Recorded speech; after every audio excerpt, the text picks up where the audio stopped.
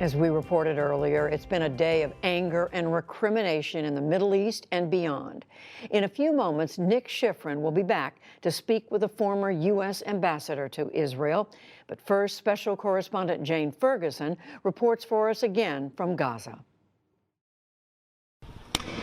Confrontations between Palestinians and Israeli security forces broke out on the West Bank today.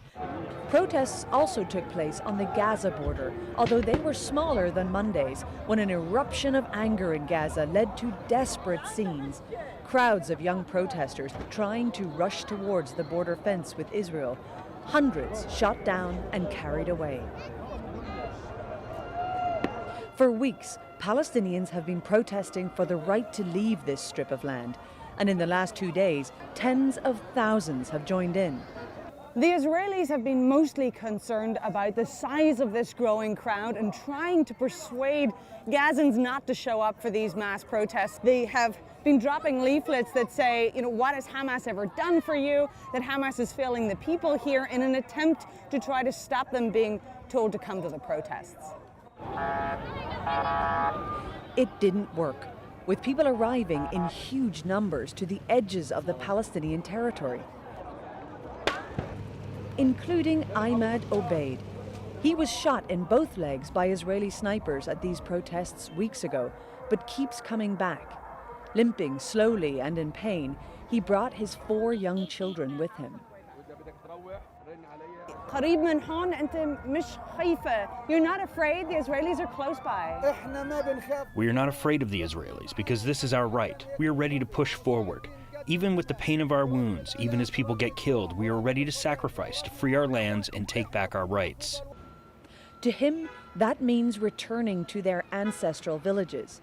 The protesters want to go back to the homes their families lived in before the formation of the State of Israel. A day marked today by Palestinians as Al-Nakba, Arabic for the catastrophe. Israel says these protests are the sole work of Hamas, the armed Islamist group that runs Gaza. Hamas has encouraged the people to turn up for the protests.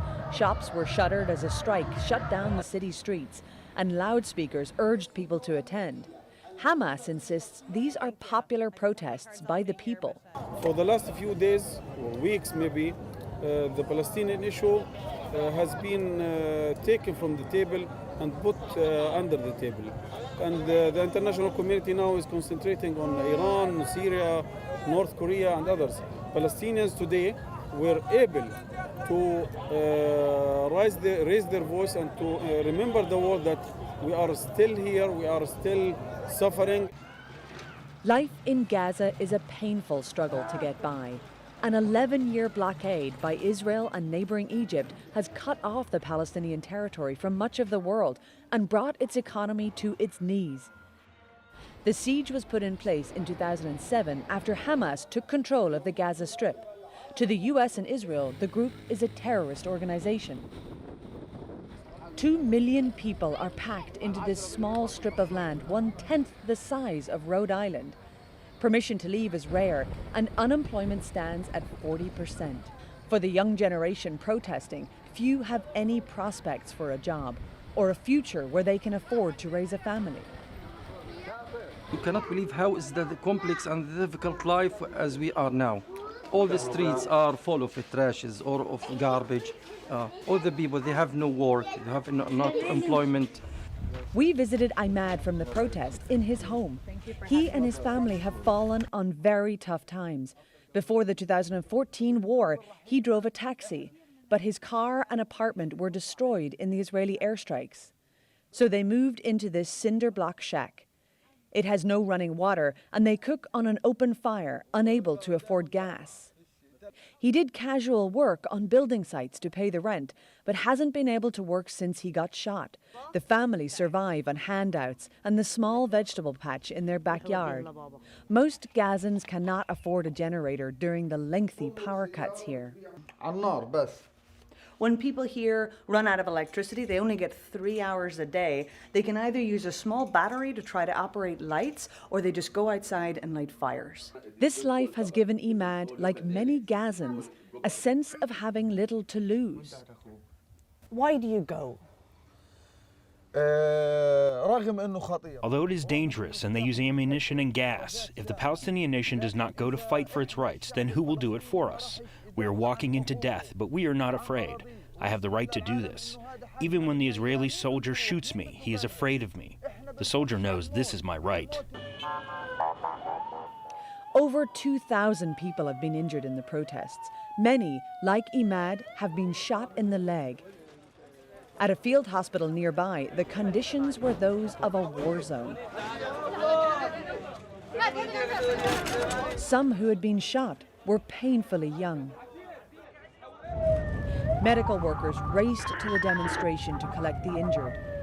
We're heading out with the ambulances now. They have been racing back and forth from the field hospitals to the front near the fence. And now they're going back to pick up more people who have been shot. When we arrived close to the border fence, carried towards us on a stretcher, another protester, another gunshot wound in the leg. Back at the field hospital, some of the injured shook with convulsions, a side effect of the tear gas fired by Israeli soldiers. Others lay in pain, quietly hoping they will walk again. Gazans have vowed to continue the protests despite the deadly consequences. With the peace process in the Middle East a mere memory at this stage, these bloody images may keep coming. For the PBS NewsHour, I'm Jane Ferguson in Gaza.